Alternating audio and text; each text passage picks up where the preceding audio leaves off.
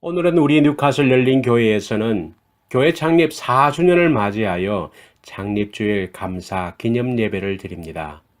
이 시간 지난 날들을 되돌아보면서 특별히 감사할 것이 무엇인가를 조용히 헤아려 보며 이 감사 예배를 하나님께 드리면 좋겠습니다.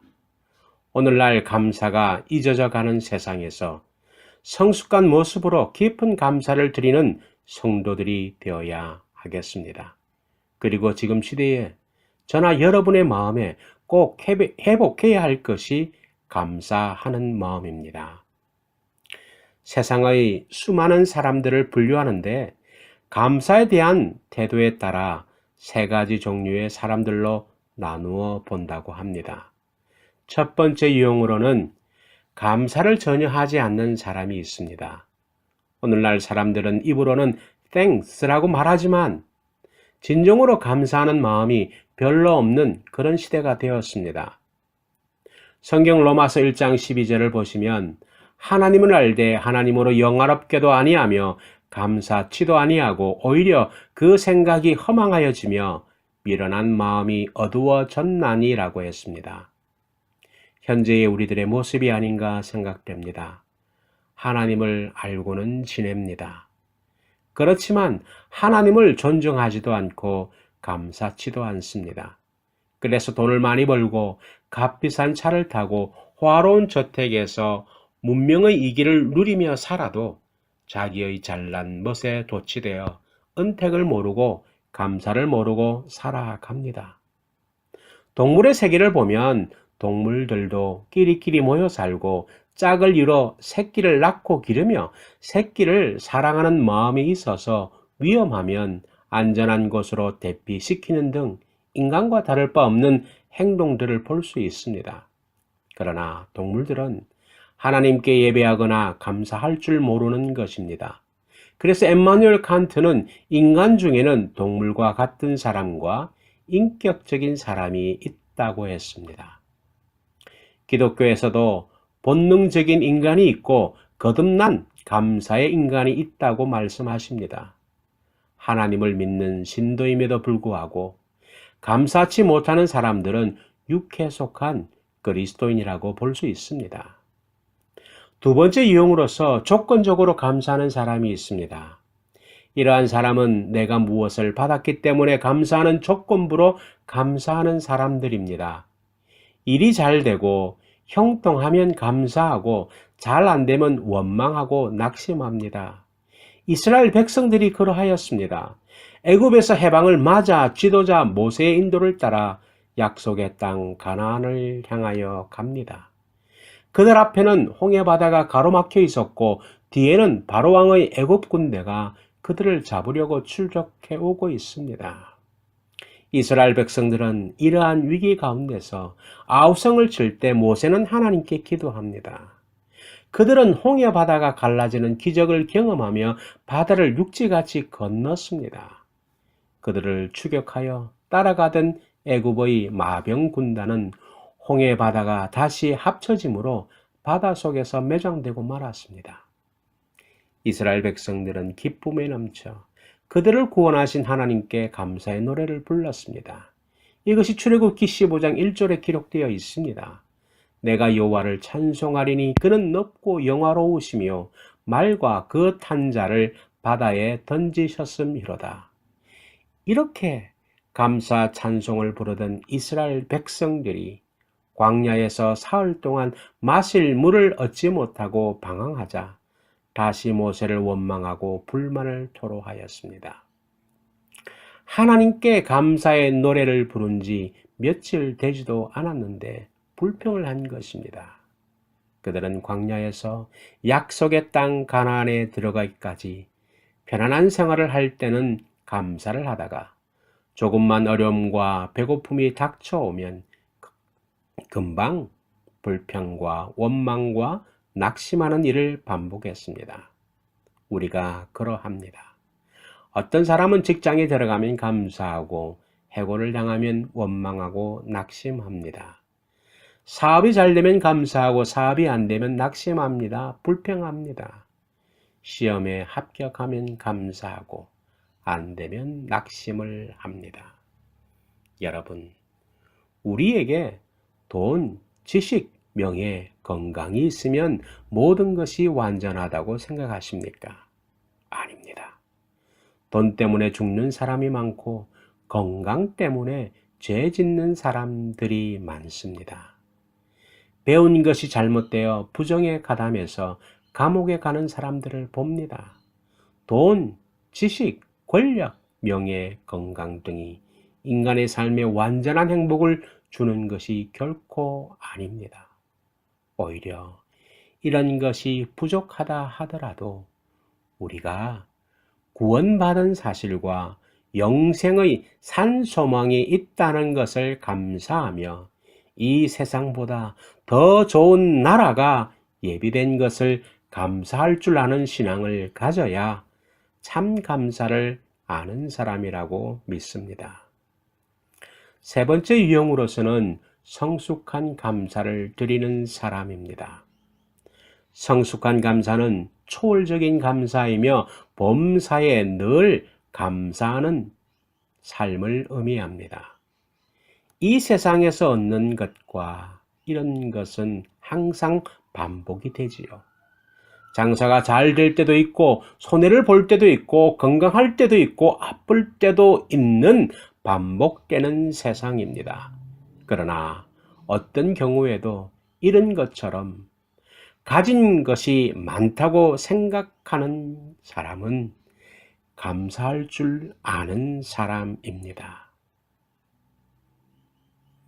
여러분, 참된 감사가 어디 있습니까? 참된 감사는 생각하는 데서부터 시작합니다. 그래서 영어의 think, 생각하다와 thank, 감사하다는 말은 어원이 같다고 합니다. 생각이 없으면 감사하지 못합니다. 어느 방향으로 생각하느냐, 무엇을 생각하느냐에 따라서 감사하게 됩니다. 잃어버린 것을 생각하는 사람은 감사를 못합니다. 내가 얻은 것을 생각하고 내가 받은 것을 생각하고 은혜를 생각할 때 감사할 수 있는 것입니다. 여러분들은 현재 무엇을 감사하십니까? 감사할 수 있는 조건 속에서는 누구나 다 감사할 수 있습니다. 그런데 감사할 수 없는 조건 속에서도 감사하는 것이야말로 진정한 감사입니다. 부도가 나서 사업에 어려움을 겪으면서도 감사할 수 있다면 건강에 문제가 생겨 정상적인 생활을 하지 못하는데도 감사한다면 시험에 패스하지 못했는데도 좌절하지 않고 도리어 내게 의도하시는 것에 감사할 수 있다면 이러한 감사가 바로 성숙한 감사입니다. 가장 깊은 은혜의 사람은 즐거우나 괴로우나 성공할 때나 실패할 때나 부요할 때나 가난할 때나 범사에 감사하는 사람입니다. 우리가 잘 알고 있는 하박국 선지자의 감사의 찬양시 하박국 3장 17절에서 18절에 보면 비록 무화과 나무가 무성치 못하며 포도나무에 열매가 없으며 감람나무에 소출이 없으며 외양간에 소가 없을지라도 나는 여호와를 인하여 즐거워하며 나의 구원의 하나님을 인하여 기뻐하리로다 라고 선지자는 찬양합니다. 이뿐만이 아닙니다. 신앙의 선배들은 조건 넘어 계신 하나님을 보고 감사했습니다. 다윗이 그러하였습니다. 다니엘은 그리 아니하실지라도 자기는 여호와 하나님을 찬양한다 말씀하였습니다. 욥도 모든 것은 하나님으로부터 온다고 찬양하였습니다. 바울 등을 보면 그들은 하나같이 조건 때문에 감사한 것이 아니라 조건과 관계없이 그 너머에 계시는 하나님을 생각하면서 감사하였습니다.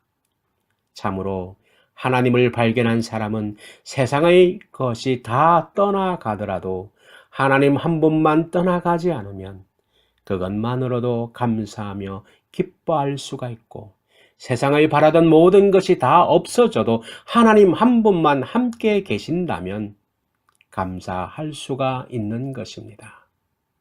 오늘 이 시간에 진정으로 회복해야 할 감사가 바로 하나님을 향한 조건을 뛰어넘는 성숙한 감사인 것입니다. 그러므로 우리는 조건을 뛰어넘는 성숙한 감사를 드리기 위해서 무엇을 알아야 합니까? 무엇이 내게로부터 회복되어져야 합니까? 감사하는 마음을 회복하는 것이 얼마나 중요했던지 크리스천 시인이신 김현승 씨는 감사하는 마음이라는 제목의 시를 썼습니다.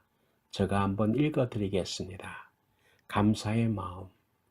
마지막 가을 해변에 잠든 산비탈의 생명들보다도 눈 속에 깊이 파묻힌 대지의 씨앗들보다도 난로에서 꺼내오는 매일의 빵들보다도 언제나 변치 않는 온도를 지닌 어머니의 품 안보다도 더욱 따스운 것은 감사하는 마음이다.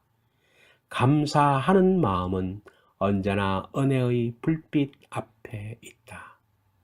지금 농부들이 기쁨으로 거두는 땀의 단들보다도 지금 파도를 헤치고 돌아온 저녁 항구의 배들보다도 지금 산 위에서 내려다보는 주택가의 포근한 불빛보다도 더욱 풍성한 것은 감사하는 마음이다. 그것들을 모두 잃는 날에도 감사하는 마음을 잃을 수는 없기 때문이다. 받았기에, 누렸기에, 배불렀기에 감사하지 않는다. 추방에서, 맹수와의 싸움에서, 낯선 광야에서도 용감한 조상들은 제단을 쌓고 첫 열매를 드렸다. 허물어진 마을에서, 불 없는 방에서, 빵 없는 아침에도 가난한 과부들은 남은 것을 모아 드렸다. 드리려고 드렸더니, 드리기 위하여 드렸더니 더 많은 것으로 갚아주신다. 마음만 받으시고 그 마음과 마음을 담은 그릇들은 더 많은 금, 은의 그릇들을 보태어 우리에게 돌려보내신다. 그러한 빈 그릇들은 하늘의 곶집에는 얼마나 많은지 모른다. 감사하는 마음, 그것은 곧 아는 마음이다. 내가 누구인가를, 그리고 주인이 누구인가를 깊이 아는 마음이다. 그렇습니다. 이 시의 마지막 소절처럼 감사하려고 하면 내가 누구인지, 그리고 나의 주인이 누구인가를 알아야 합니다. 그것은 누구입니까? 하나님이십니다. 그런 의미에서 시편 136편은 감사의 모든 것을 말씀해 주고 있습니다. 이 시는 독자들에게 감사가 무엇이며 어떻게 감사하며 무엇을 감사하며 또한 왜 감사해야 하는지를 밝히 보여줍니다. 시편에는 상당히 많은 시가 감사시로 분류되고 있지만 오늘 우리가 다루는 136편은 감사시의 표준형이라고 할 수 있을 만큼 완벽합니다. 시의 내용 중에는 왜 그들이 하나님께 감사하여야 하는지를 분명히 밝혀주고 있습니다. 그래서 이스라엘 사람이 대대손손 무엇을 하나님께 고백해야 할 것인가를 알려줍니다. 그러면 시의 구조를 한번 살펴보겠습니다. 시의 구조는 정말 단순합니다. 136편은 26절로 구성되어 있습니다. 그런데 매 절마다 두 부분으로 나누어져 있습니다.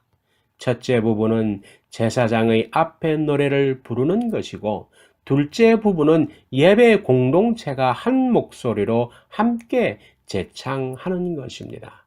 이렇게 교창하는 형식은 예배하는 모든 대중을 한 덩어리로 묶는데 비상한 효과를 나타내고 있습니다.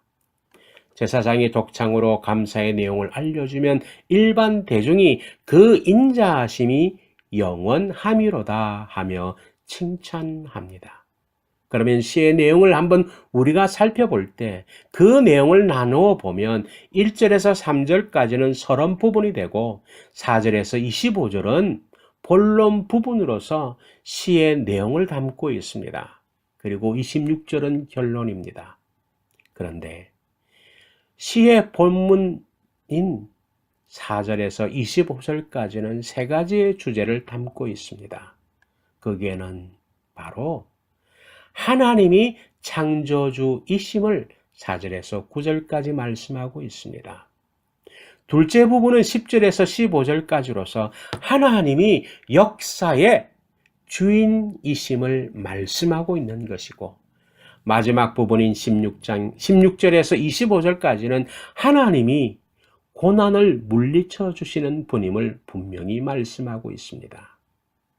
이렇게 시를 분류해 놓고 생각하면 시편 136편은 감사시이지만 감사할 내용 자체보다 우리의 감사를 받으시는 하나님이 누구시며 어떤 일을 하셨기에 우리의 감사를 받기에 합당하신가 하며 생각을 모으고 있음을 알 수 있습니다. 이 점이 우리들이 가지고 있는 조건부적인 감사하는 것과는 차이가 있음을 볼 수 있습니다. 그런데 시인의 감사는 그 조건 넘어 계시는 하나님을 보고 감사하는 것입니다. 항시 좋건 나쁘건 간에 어떤 조건, 어떤 상황에서든 하나님이 계셨고 이루어 주셨다는 것입니다. 그럼 전체적인 내용보다는 조금 범위를 좁혀서 오늘 본문 중의 23절에서 26절의 내용을 통해서 우리가 진정으로 감사할 이유를 찾아보고 왜 하나님께 감사해야 하는지를 살펴보겠습니다. 오늘 본문에서도 우리는 세 가지 감사의 이유를 찾아볼 수 있습니다. 첫째는 과거에 비천한 데서 이끌어내신 일을 감사하라고 말씀하고 있습니다. 23절에 보면 우리를 비천한 가운데서도 기억해 주신 이에게 감사하라. 그 인자하심이 영원함이로다 라고 기록되어 있습니다. 이 말씀에서 비천한 가운데는 문자적인 의미로서 신분이 낮고 천한 가운데라는 뜻입니다. 그렇다면 이스라엘 역사에서 언제쯤을 말씀하는 것입니까? 시인은 오늘 136편 앞편에 출애굽 이야기를 다 했습니다. 그러니 여기서 말하는 비천한 때는 애굽에서 종살이 하던 때를 말하는 것이 아니라 바로 신분이 낮고 천한 때인 주전 586년 유다가 바벨론에게 멸망하여 유다 백성들이 특히 왕족이나 귀족층이나 엘리트 계층의 사람들이 바벨론 포로로 끌려가 포로 생활을 했을 때를 말하는 것입니다. 그들에게는 아무런 희망이 없었습니다. 그런 그들을 하나님은 약속하신 대로 포로 생활 70년 만에 그들을 본국으로 귀환시켜 주셨습니다. 바로 그 사건을 말씀하고 있는 것입니다. 그 포로에서 귀환한 사건을 말씀하면서 포로 생활을 하고 있던 그들을 하나님이 기억해 주시고 포로에서 해방시켜 주신 것을 감사하고 있는 것입니다. 우리도 과거를 돌아보면 누구나 한때 비천했던 기억이 있을 것입니다. 국가적으로는 일본이 36년간 우리를 강제 점령했을 때이고 6.25 전쟁 시기에 유엔군의 도움이 없었다면 공산화될 뻔했을 때일 것입니다. 개인적으로도 지난날 가난함이 있었습니다. 초라함이 있었습니다. 실패가 있었습니다. 무지함 등이 있었습니다. 그런 생각만 해도 참 그때는 암담했었다 싶을 때가 우리에게는 있었습니다. 그런 비천에 처한 우리의 조국, 그리고 나 자신을 하나님은 외면하지 않으시고 우리를 기억하시고 이끌어내셔서 오늘 이렇게 비록 호주라는 나라에서 풍요롭게 살게 해주심을 우리는 감사할 수 있기를 바랍니다. 둘째로 보면 대적에게 건져주심을 감사하라라고 말씀하고 있습니다. 24절에 보시면 우리를 우리의 대적에게서 건지신 이에게 감사하라. 그 인자하심이 영원함이로다 라고 말씀하고 있습니다. 여기에서 말하는 대적도 23절과 마찬가지로 바벨론 제국을 가리킵니다. 바벨론은 종교적으로, 도덕적으로 악과 오만한 적대의 상징으로서 말할 때 사용합니다. 하나님과 반대의 죄, 사망의 권세를 말할 때 바벨론의 개념이 사용되었습니다. 거기에서 하나님이 구원해 주셨다는 것입니다. 영적으로 말하면 죄와 사망에서 허덕이던 우리들을 하나님이 예수 그리스도의 보혈의 피로 우리를 거기에서 구원해 주셔서 생명의 나라로 하나님의 자녀로 만들어 주신 것입니다. 그것을 시인이 찬양하는 것입니다. 여러분, 사실 모든 성도가 감사해야 할 첫 번째 조건은 우리가 그리스도인이 되었다는 것입니다. 하나님이 나 같은 죄인을 구원해 주셨다는 것입니다. 그래서 우리는 우리의 마음 중심에서 우러나오는 그러한 고백을 매일 할 수 있기를 바랍니다. 셋째로 오늘 말씀하고 있습니다. 일용할 양식을 주심에 감사하라. 25절에 보면 모든 육체에게 먹을 것을 주신 이에게 감사하라. 그 인자하심이 영원함이로다 라고 말씀하고 있습니다. 여기에서 모든 육체는 인간을 포함한 모든 세상의 피조물을 가리킵니다. 그 모든 피조물에게 합당한 음식을 주신 하나님께 감사하라는 것입니다. 여러분, 종종 언론 보도나 날씨를 보고는 한국에 혹은 호주에 가뭄이 들었다, 홍수가 들었다고들 말들 합니다. 여름에 비가 오지 않아서 큰일입니다. 가을에 비가 많이 내려서 걱정입니다 라고 말하지만 가을 추수가 끝날 때쯤 되면 항상 하는 말이 금년도 풍년이라고 말합니다. 예수님은 제자들에게 기도를 가르치실 때에 오늘 우리에게 일용할 양식을 주옵시고 라고 가르쳤습니다. 우리도 주기도문으로 기도할 때마다 그 기도를 합니다. 그런 결과로 우리는 얼마나 풍성한 양식을 먹으면서 살고 있습니까?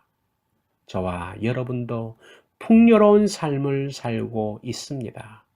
식사 때마다 감사 기도하면서 식사하시겠지만 우리의 중심으로부터 일용할 양식을 주신 하나님께 감사하는 저와 여러분이 되시기를 바랍니다.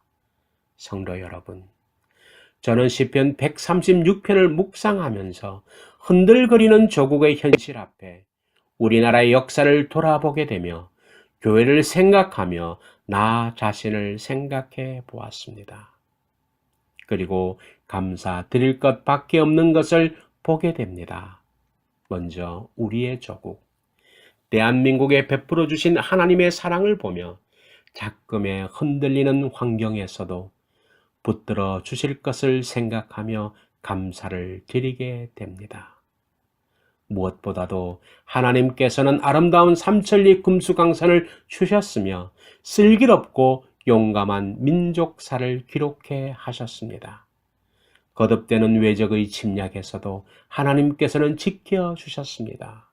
그리고 복음의 불모지 조선 땅에 선교사를 보내주셔서 복음화 되게 하시며 3.1절 독립 만세운동을 기독교인들이 앞장서게 하셨으며 8.15 해방을 주셨습니다. 그리고 6.25 전쟁 때에도 공산화 되게 하지 않으시고 나라와 민족을 유엔기구를 통하여 구원하여 주셨습니다. 그리고 성장과 발전을 이루어 원조를 받는 나라에서 원조를 주는 나라가 되게 하여 주셨습니다.